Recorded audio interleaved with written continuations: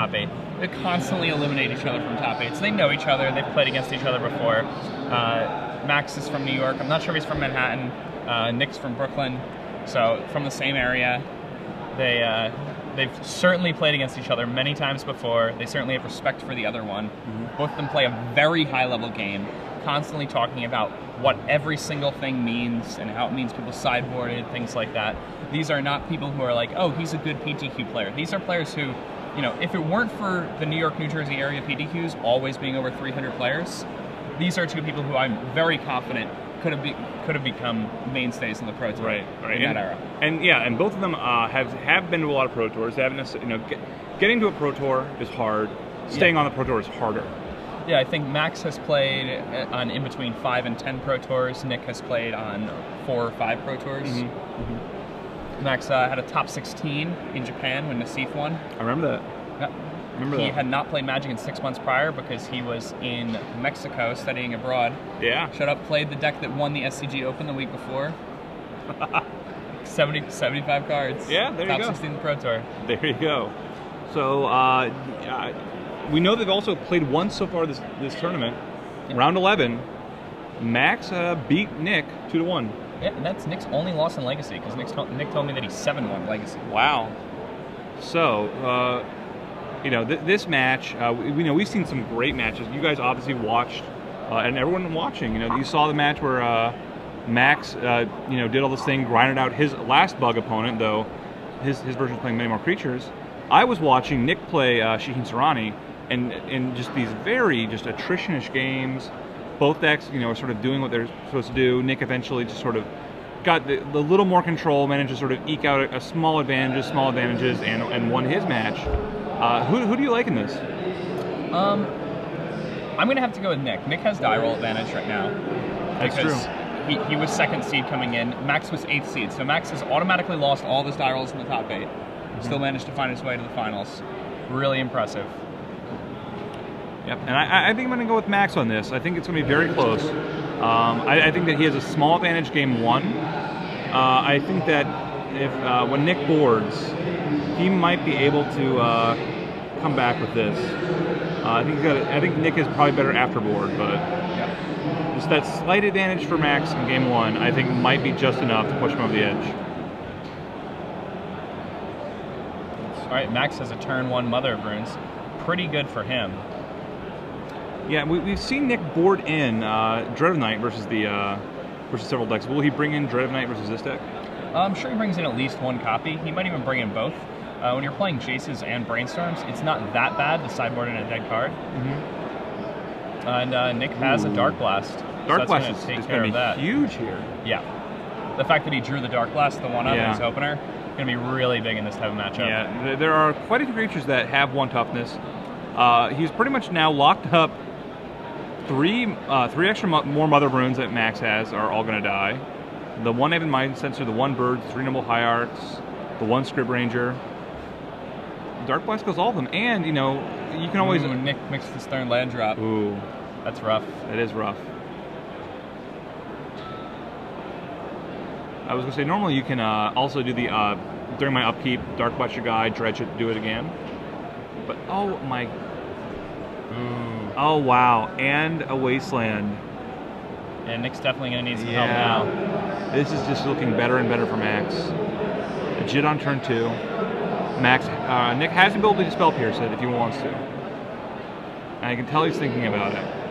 And I think in a lot of ways he has to. I mean, the Spell Pierces are, you know, almost dead here, except against a card like Jit. So it's really just Jit, Sword of Light and Shadow, Elspeth, Swords and Punishing Fire, and the swords are not particularly impressive. Definitely not. So he does get rid of that Jit, and the Jit would have really shortened the clock for Max quite a bit. Yep, Island draws a Jace, but we are still 3 lands away from casting it. Yep, and Nick falls down to 12. Max's Kasali Pride Mage able to sneak in for 3 damage there. He played a Heath, does not crack it, just passes the turn. Wasteland for Nick, but he cannot really use that Wasteland very offensively for quite a while. It's going to be a long time before that Wasteland comes into play, and he's going to have to use it to deal with the Grove Burnwells in the late game, but right now, Max taking 3 at a time out of Nick's life total. Nick down to 9. 3 more turns on the clock for Nick. Got to find an answer quickly. And, you know, he has a Maelstrom Pulse, but Maelstrom Pulse will not kill Select Pride Mage. It's true. Well, it will. It just, he has to use a black and a green mana. Pays a life. Force of Wills. Goes into 8. Stops the Scavenging Ooze. Who would have been a 3/3? You know, 8 and 9 is a big difference because with the Pride Mage, now if it attacks twice, then you're dead to a Punishing Fire. Right. And he just drew a Deed, another card he can't cast. Mother of Runes. See, and then once again, you know, he can dredge Dark Blast, kill it, but... Well, he doesn't have... he doesn't have black mana, yeah. Ponder. Looking probably for a Bayou here. That is the land that will let him cast Pulse next turn. I guess Pulse doesn't really get him out of this. We'll let him cast Innocent Blood this turn. Down goes Mother of Runes, and maybe he can go down to 2 and survive one more turn. But he goes to 1 instead, or he goes to 4 instead. He's going to get a Black Source. He's going to Innocent Blood. But it will leave him at 1 life. It will make all of his fetch lands dead.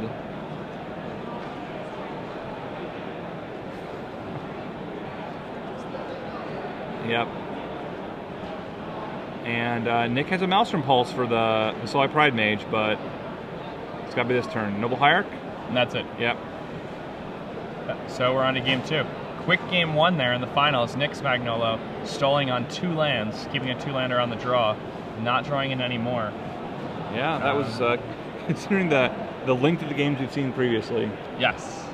That was different. So the card that I think is going to define this most for Max at least is Choke. Definitely. You're looking at Nick's mana base. Creeping Carpet still untaps, but that's the only way he has to produce blue that will untap with a Choke in play. Yeah, and Nick has no way to kill the Choke once it's on the table. No, he does have 1 Maelstrom Pulse. Oh, you're right. He does. And he has 3 Deeds. So he has ways to deal with it, but it is not going to be easy.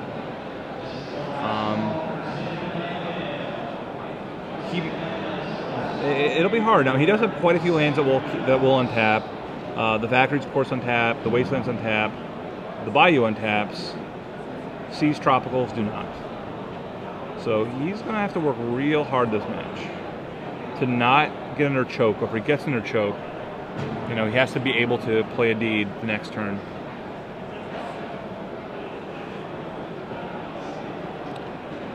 His sideboard, though, he has Perish. Perish, excellent here. Perish is really good here. He can bring in his own Scavenging Ooze if he feels like it. And I think he will. I mean, he's against the deck that has, you know, Knights, and it's just generally good there. Anything else that he's going to bring in here? I don't think Diabolic Edict is bad. I think he's definitely bringing some number of Dread of Night. I mean, he has Spell Pierces, and Spell Pierces do not stop a whole lot. Especially not considering he already has Counterspell and Force of Will. Yep. I'm not sure he keeps Force of Will in on the play. No, he probably doesn't, but... and really, what... Nick sideboards out Force of Will a lot. I can see that. Yeah. I can see that. He and I talk about that all the time, how you know, people are always seeing how we sideboard, and we just take out Force of Will in almost every matchup. Yeah. I hate that card. It's like one of those cards you just need to keep people honest, but once they know you got it, you're like, yeah, whatever. Yeah.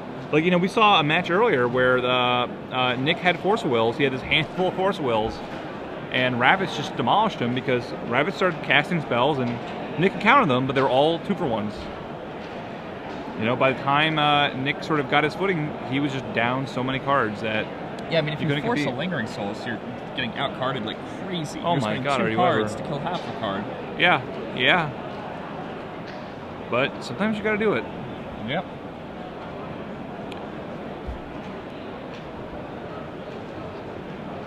Dark Blast is one of those tokens, spending 1 card to deal with a 4th of a card. Lingering Souls, pretty good card. Yeah, Lingering Souls. Thanks, Tom. That was a Tom LaPal card? I don't know if it was one of his cards. It was his set. he's from my area, and so when he the second he started working at Wizards, this guy we knew who's like a world-class curmudgeon. I think it was like the next set, like a set that was like printed before Tom even started working there. I think it was Shards Valar or something. He started. This guy I know, like he lost in a draft and then complained about how Tom Apilli had ruined Magic. And every time he'd lose the draft, he'd be like, "My opponent played random bomb rare. Thanks, Tom." And so we started attributing everything that went wrong with the world to Tom Apilli. Massacre Worm. Yeah. Thanks, Tom. Yeah. It's more like I'm happy they printed Massacre Worm though. I mean, Yeah. they found a really nice balance between too good and I'm sorry, I may have pooped my pants. Yeah, and it's funny. It's funny that it's actually not good right now in Standard. It's so close to being good. It's like so close. It's on the edge. It's on the edge. But yeah, Black Sun Zenith. Like the white decks tend to get just slightly too large for it to actually kill things by the time you actually get to 6 mana. I'd like to see it come back. They printed Elshnorn, which, as far as constructed goes, kind of makes Massacre Worm a little bit obsolete. Yeah, it's 1 more mana. Does it permanently. Also, and the thing is if you're going that route, you're going to be playing black and white anyway, and it's easier to cast, 1 more mana, and it also pumps all your guys, which is relevant because if you're playing any range of deck, like regardless of how aggressive or how controlling you are, if you're in those color combinations, you're going to have 4 copies of Lingering Souls in your deck, and then Elshnorn gets a lot better. It sure does. It sure does. Lingering Souls is like a Broodmate Dragon for 3 mana with flashback for 2. It feels like that sometimes. It does. Now, I know that Tom was on being interviewed at some place, and he said that if he could go back, he would have made it 3 mana to flashback, like black and 2. I think that would have helped it out a lot. I would still play it. I still think it was a very good card, but now it's really, really good. In Modern this week, you guys can expect me, if you're playing in any of the online PTQs, to flashback a Lingering Souls and then cast a Goblin Bushwhacker with Kicker and kill you. So, that's nice. You can all look forward to that. That's cute. That's real cute. I like that. And I think that one of their concerns with the card that came up was that too many people are casting it in decks that don't really like, that are just milling it and casting it as like their primary way of actually, casting like Freets, and it's kind of like, not what we were looking for. I mean, I'm happy a deck like Freets exists. As am I. I think decks like that are good for the game. If there was no Freets, Magic would kind of have turned into just the run things into each other. Yeah, it'd be a little too chess-ish. There's nothing like real crazy and off the wall you can do. Everything's very straightforward. And even though Dredge isn't actually playing Magic at times, it's nice that those kind of decks can exist, where you're just like, you're playing cards and you're like playing something in your hand, and Dredge is like, "What's a hand? I have a graveyard. Is that like a hand?" To them, it is. It is. You ever played Manaless Dredge in Vintage or anything like that? I played the one with just the Bazaars. Yeah, Manaless Dredge. Yeah. It just doesn't even play like Magic. It's the most bizarre thing. It's pretty strange. You're just like mulligan till you hit a Bazaar turn 1, kill you turn 2. Somebody handed me the deck. Never played it before because there was a vintage tournament for Power, and it's pretty good. It is very good. People had a lot of hate for me, so I don't feel like I was well positioned. But yeah, it's a sweet card. I was like, whoa, this thing's insane. They're like, draw 2, discard 3. Who'd want to do that? Thank God I didn't say discard 3, draw 2. Oh, jeez. All right, so game 2, Max up 1-0. Nick on the play. That'd be too good in burn decks too, though. Yeah. Nick's gonna have to mulligan this one. Oh no, never mind. He doesn't have to. He does have a brainstorm, it looks like. And a ponder. And a ponder. Okay. Does he have a blue source? Does he have factory? I believe he has a Misty Rainforest. Oh, then yeah, his hand's fine. Yeah, he's a Misty. His hand's That's fine. what I didn't see. Is that he had the Misty. I thought he just had the factory. He just looks like still the Force of Will in. It looked like. I mean, flash his hand again, we'll see. As we talked about, maybe taking that out. I'm actually surprised that he still has Force of Will in his deck. Might also not have been a Force of Will I saw.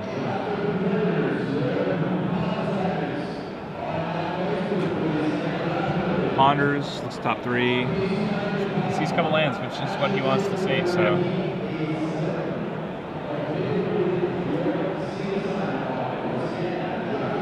Nick draws a Creeping Tar Pit, passes the turn back over to Max. Let's see if Max can match Nick had. Just turn 1 Noble Hierarch.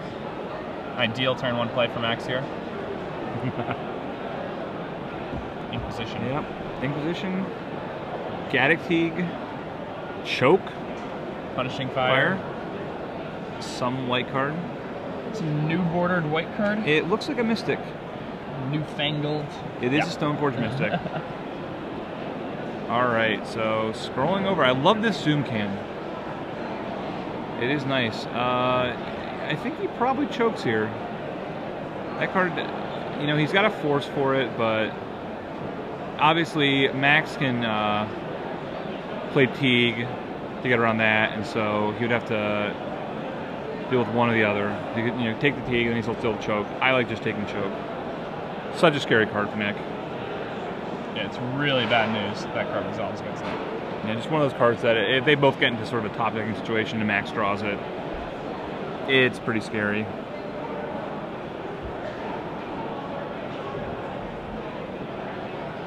Maxwell now, his land only produces, right now, unless he drew a Misty, which it looks like he might have, the Grove only produced red, so if he wanted to cast a Teague or a Hierarch, he would have had to have to, or a Teague or a Mystic would have to cast a Hierarch, but now that he apparently drew a Misty, he can just go ahead and cast one of those, whichever one he wants to do more, probably the Mystic, I imagine. Max gets a free point of damage. Sacrifices fetch land, and I believe he's probably going to go for Stoneforge Mystic here. Nick's deck only has 2 spell snares, so. Yeah, it seems like a pretty good card to do. And, like, you know, you can always try and do Gaddock Teague first. Oh, but he has a spell snare. Yeah. And I mean, another thing about you know, just playing Stoneforge there, I mean, Nick's deck has cards like Innocent Blood in it in order to get nab cards like Geist that he might not be able to kill with, say, Ghastly Demise, or when he doesn't have a graveyard, having Innocent Blood is nice against Goyts, right. And it's good against Mongoose too. But Max's deck has mana guys, and those can protect cards like Stoneforge Mystic. They can. They can. They do very well.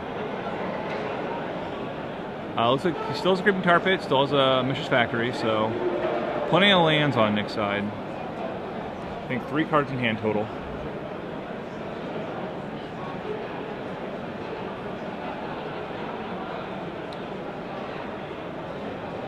Max attacks for 1, takes Nick to 16. We know he has a Gaddock Teague he can cast here. Does he draw anything else he can cast? Another Savannah in his hand. I imagine he'll be holding that Grove as long as he can, just so that when he plays Punishing Fire, he doesn't throw out Wasteland. And there's Teague. That'll shut off the Force of Will in Nick's hand. He could force it, but he may just want to brainstorm away the force. Yeah, yeah, I don't like forcing it here. It's a really aggressive but it's going to force. be dead. Oh, it is very aggressive, and here he goes. Wow, pitching Brainstorm. He is really trying to keep Max off having any real board. He's gone very aggressive this match. But, oh, he has a Jace. Yeah, Twisted Fate Jace there for Nick Spagnolo. +2. He knows, of course, Max has a Punishing Fire in his hand. So that will remove 1 counter, or 2 counters off Jace. Plus the attack from Noble Heart can remove more. Remove 1 more. The nice thing is that Nick is, you know, by +2ing the Jace, he gives himself the opportunity to untap with the Jace, and then that'll let him brainstorm and hopefully use the cards that he draws off the brainstorm to protect it. Right. Max can also play the Grove here and be basically guaranteed to get 2 Punishing Fires out of it. Let's see, he has something better to use with mana. Tax, Jace goes down to 4.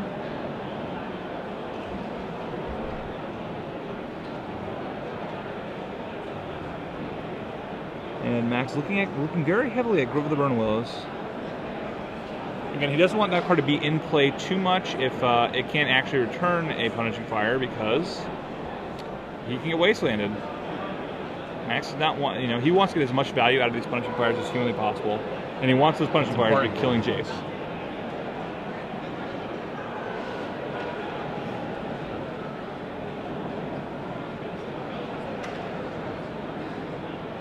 Yep, there's the Grove. I almost think you just have to Punishing Fire first, just in case he plays a Wasteland. That makes, you know, he can just Wasteland in response to you casting Punishing Fire. You won't be able to get it back. But he draws a land, so that in itself is a little irrelevant right now. See if Nick chooses to Brainstorm a +2 here. I imagine he's got a Brainstorm. Yeah, I think so too, and that's what he does. Draws a Ghastly Demise. That will let him kill the Hierarch, but at the same time, Jace is also now dead to the Punishing Fire.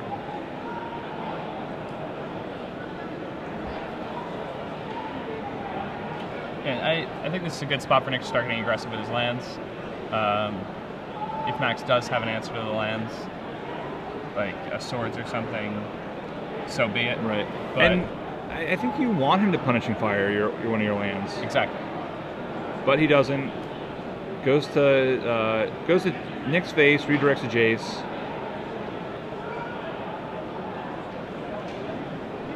Max not going to be fooled by this land trick. He is going to go, again, at Nick, redirect to Jace. Set it up so that he can kill Jace next turn.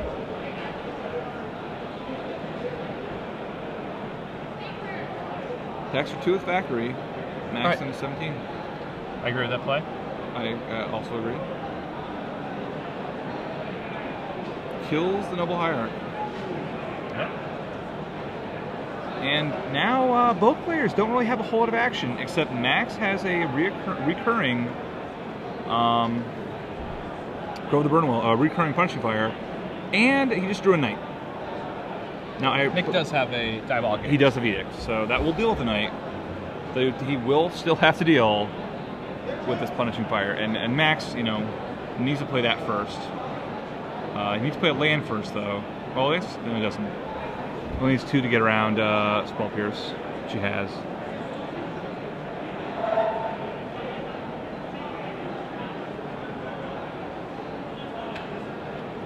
Looks like Grove and a... he's just going to rebuy Punishing Fire every turn.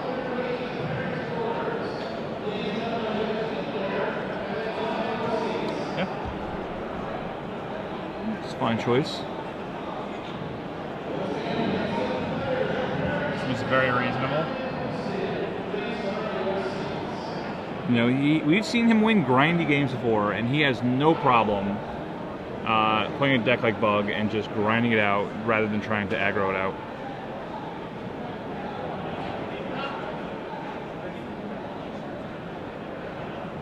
And another Jace for Nick. Ooh. Plus doing himself, trying to draw into more threats. I'm surprised he didn't just straight Brainstorm. Well, the Jace just dies from a straight Brainstorm. Well, now the Jace still just straight up dies if Max has another red source. Oh, that's true. That's true. And you just... Max does not have another red source, so he gets away with it. Maybe you knew.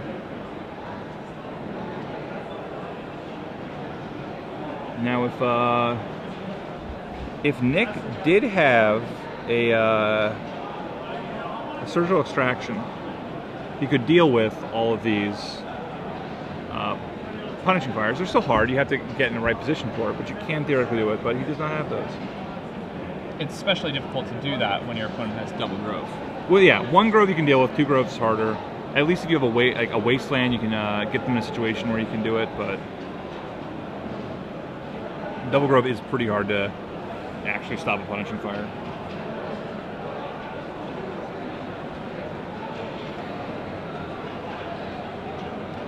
Now, if you're Nick on the next turn, do you attack with lands before you decide what you're going to do with Jace? Because if Max, it's weird because then you don't know whether or not you want to attack the lands from the Brainstorm. But then at the same time, if Max decides to aim Punishing Fire at one of your lands, then you know you can just plus Jace. Yep. So I think you just Brainstorm main phase. Yeah, I think you do have to Brainstorm main phase. You know, the real hard part for him is 2 of his Jaces are going to be dead. He doesn't have a lot of win conditions. No. You know, ideally he boarded in a Scavenging Ooze, so he has at least one more there, but...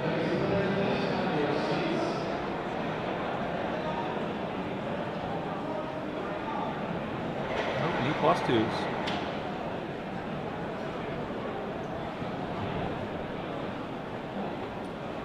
+2 puts Jace at 5. Gives Max another turn to try and kill him with the kill Jace with the Punishing Fire. Max take 2. That's a little bit of a surprising attack because Max does have the Dryad Arbor in play, right? Yeah.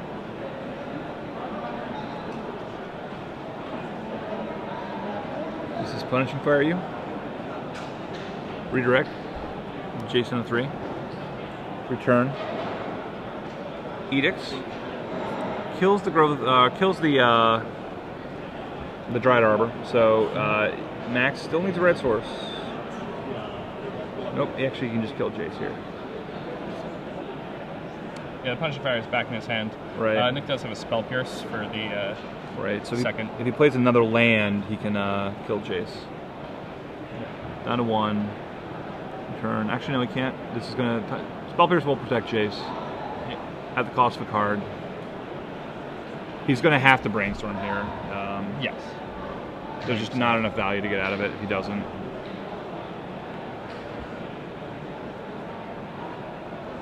Max going through his deck. He's got a Red Elemental Blast. Gets another Taiga. Goes to 14. Nick Force has been gaining all kinds of life off this Grove the Burn Willows, but that does not help Jace's life total out. It does not. And Jace's life total is what matters. Yep. He stops the Punishing Fire. And if he brought in Scavenging Ooze, this would be the time to draw it. Pretty good time to draw it. You get it up. You can make Max decide to be between killing Jace and killing the Ooze, but does he get it? It's a deed and an Innocent Blood and a land, so Jace's fate is sealed. He is going to die. Really, leaving Nick that much shorter on win conditions. Yeah, this turn Nick can put 2 cards back, play a land, and then attack with both of his lands. It does put Max on a clock. The problem is that the clock isn't as reliable because the Punishing Fire is there, and I can just deal with both of those once they... Right. Punishing Fire, being able to stop Nick's combat is pretty big. Max down to 9 now. Yep, so we'll see the Jace die first of all. Jace dead. We'll see another land hit. And now he has a choice. He might just hold back and be able to use Punishing Fire on one of Nick's lands. Live with that play. He can play also a Night Reliquary if he wishes. But he was, you know, playing it safe. Just grinding this one out. He feels he's probably ahead. Out comes the deed. Finishes deed, pretty good. Yep. It's going to, you know, again, Nick is setting this game up, so it's hard for Max to win, but it's also very hard for Nick to win. So we're settling. We might be settling into another long game. Yeah. Now Max is just using his groves to, you know, gain 1 life at a time and make Nick gain 1 life at a time, then shoot Nick for 2 at a time. Right. If anybody's ever played the Punishing Fire Control Mirror, you're well aware that this is one of the most miserable and obnoxious things that can happen in the game Magic the Gathering. I remember watching Splinter Twin Mirrors that came down to Grove, Punishing Fire, and it was, it took a while. Was not quick. Night. Another Reliquary for Max. He says, okay, you got a deed. Gonna make you pop it.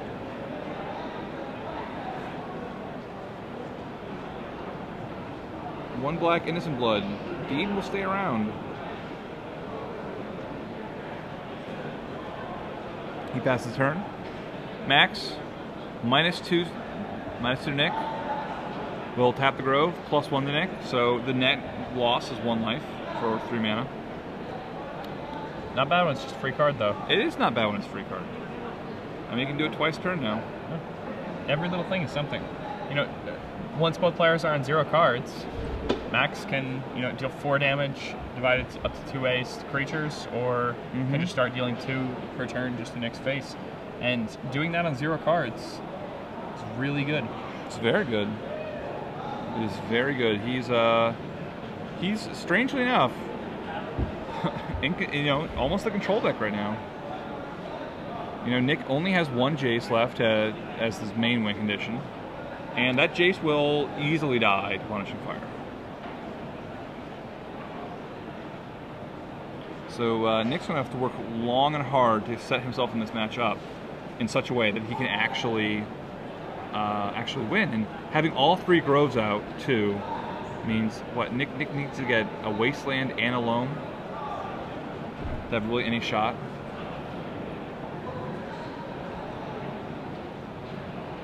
The same thing we've seen. Yep. Take 1, take 2. Gain 1. Gain 1, return it. Net 2 damage. Yep.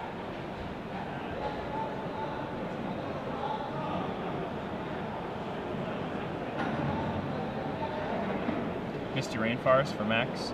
Gonna put him down to 8 here. Not extremely relevant. Yeah, and he doesn't, you know, as long as he has his Punishing Fire thing going, he doesn't have to worry too much about Nick being able to activate his lands and hit him back. Though again, if Nick does draw a Life in the Loam, and he can find a Wasteland, that Grove combo dies pretty quickly. It falls apart really fast. 3 turns might not seem like a lot, but it is a lot in a game like this that threatens to go very, very long.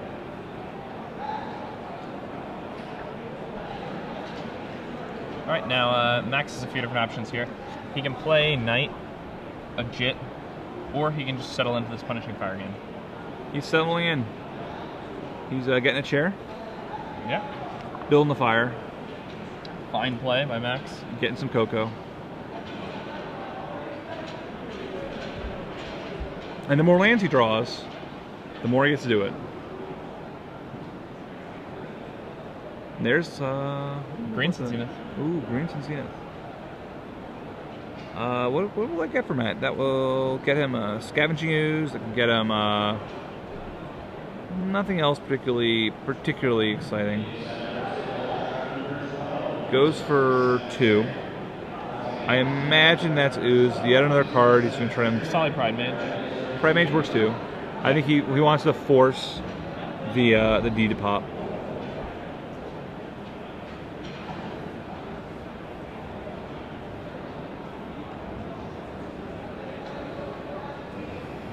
Nick is considering whether or not he should hard force or will this. Yeah. I think it goes either way. Both plays are a fine play. Yeah, I think I like letting it resolve a little bit more. There are still cards in Max's deck that are real scary for him. There's still an Elspeth. Stoneforge might be bad for him. Well, not too much actually, nothing about it, because he doesn't have Batterskull. Still doesn't want to get choked.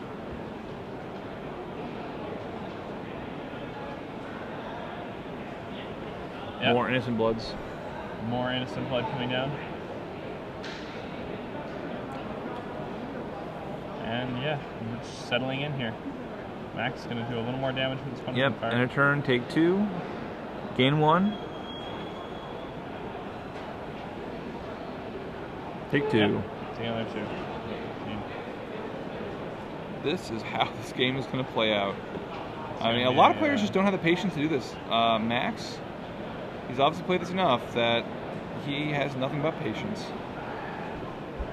Yeah, I'm very confident that Max is really good at Magic, so he's beaten me significantly more times than I've beaten him. Is that your only qualification? Well, I mean, he's played really well when we've played. Okay. He's made some out-of-the-box plays. So everyone has that one person you just can't beat, right? Yeah. He sideboards weird and limited. Ooh, and it works out really well. I love sideboarding unlimited. Mother of Runes for Max. Nick is just tripping over ways to kill Mother of Runes, so Yeah, this is not what Max is right. ideally looking for. Another reliquary. Also, tripping over waves is killing neither reliquary. What he almost needs to do is, yeah, Dark Blast that.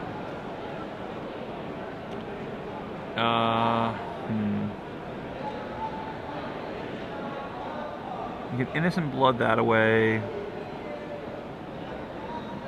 You know, what he really needs to do is just get in for a few more damage. You know, if really he can, hard, though. if he can, like this turn, Max is tapped out 4 mana. If he can, you know, if he had a way to stop, you know, if he had a natural counterspell or something, you could theoretically get in 3, get next in a 5, threaten lethal. Try to keep Max as always having enough mana to double Punishing Fire. Might slow Max down enough for Nick to get something else going. Innocent Blood dealing with the Knight of the Reliquary. Pretty good when you can kill another Reliquary for 1 black mana. It's pretty good, I would agree. Now, Nick also has a second, Mishra's Factory he can draw. So, yep, we'll Spell Pierce that. Get Max down to 5. So now he's threatening lethal, which means Max has to keep stuff back. Yeah, Max is going to need to leave open basically double Punishing Fire. Right. Now for... Right, that's a big disadvantage for him. Yeah, it has him down to basically 2 lands.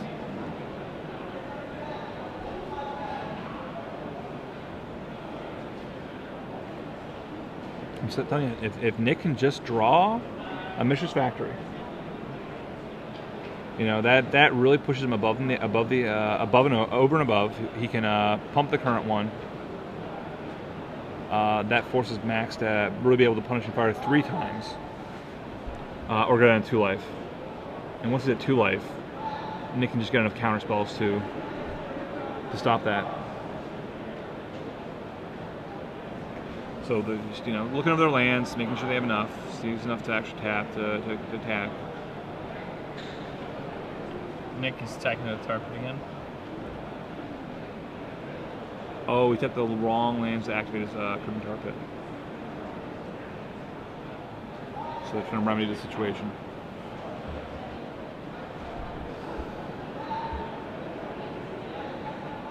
Yeah, he had the correct lands to tap. Did not play any other spells. Yep. So this is awkward. The judges are gonna... I think Nick has already had a GPV this tournament. He has had a GPV this tournament. I think he might have had 2 GPVs this tournament. So this is a game loss. This probably means Max wins. It could be. It could be. Yeah. We'll see. You know, he's... Yep. It would be a shame if it ended that way. It would be a great shame. In all fairness, Max did look like he was probably going to win this game. Yeah, I agree. I mean, there was a lot of dancing that can go around where Nick could position himself correctly to draw a factory. Yeah, to draw a factory. A loam. Right, loam for Wasteland, and just sort of force it on Max. So I know he's had, you know, Nick's had a few warnings. I think we'll see what the ruling is here about what happens here.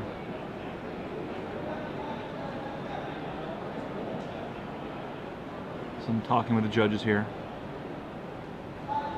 Obviously, nobody wants to see a match end like this, especially at the finals. Looks like Nick's getting a GRV, Games Rule Violation. Max getting Failure to Maintain Game State. Those are very common penalties. The question now is, with the GRVs Nick's already had, is that going to do anything? Does that get upgraded, or are we going to keep going? It looks like, from what I'm hearing, it looks like we're going to keep going. But Nick is going to have to be on best behavior from now on. Yeah, I mean, tighten up, buddy. Jeez. It's hard. I mean, no game loss. No game loss. We're just gonna call it as it is. We've gone too far to back up. It's, you know.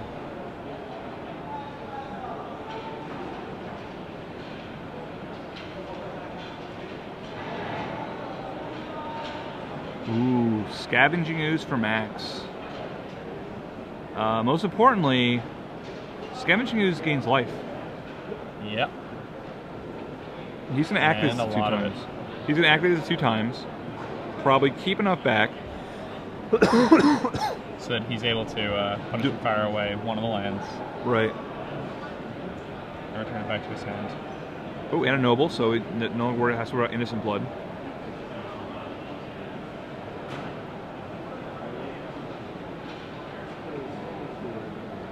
Removing the Dark Blast.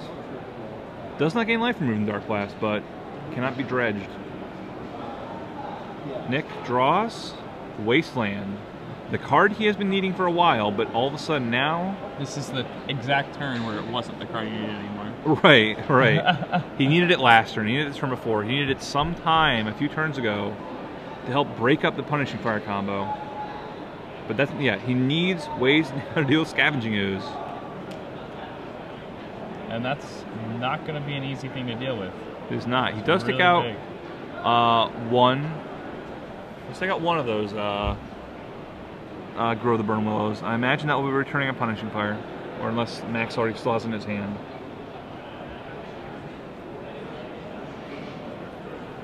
Max checking Nick's graveyard for a life from the loam. Not yet. No loam yet. Not found one.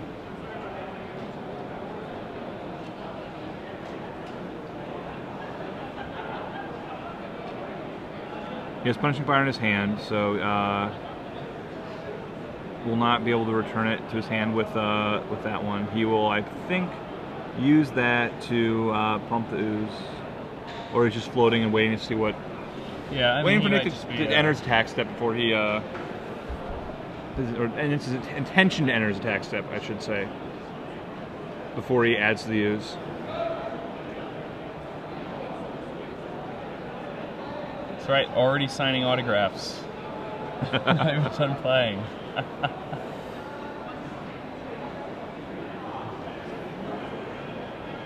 Yep, there we go. Mother of Runes goes away. Ooze becomes a 3/3.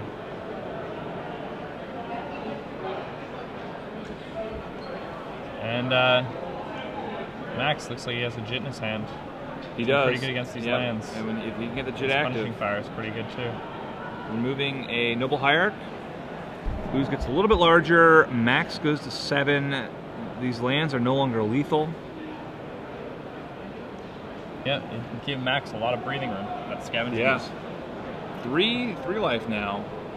Yeah, and now he can start getting a little bit aggressive with how that. he won his last match too. Yep. Just got back the life he needed to get. Could have been a Green Sun Zenith there. Could have been a Noble Hierarch. I believe it's a Green Sun Zenith. Yes, it is. Wild card. Wild card. We can get a. Still has Pride Nature left. Still has Scrib Ranger left. Still has Neither Reliquary left. Plenty of things left. Probably just, I imagine that his play will be to do nothing. Yeah, and Nick's going to take 6 here from that Scavenging Ooze. Now if Nick happens to draw one of his Pernicious Deeds, he can wipe the board. Yeah, Nick really needs Pernicious Deed at this point, though. Quite a bit, especially getting attacked for 6. That Punishing Fire combo, it does damage, but it's very slow. Ooze, a little bit faster. Ooh, and Ran removes the Dryad Arbor. He's going all in with this ooze, up to 7.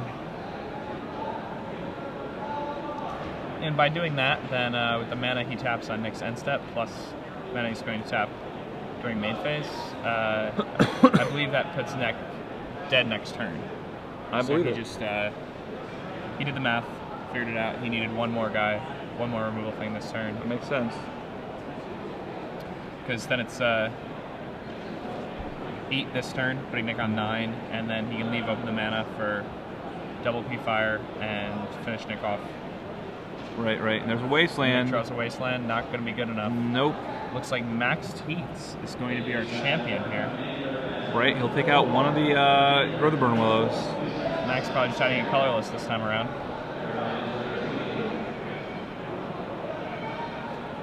Nice and tap it.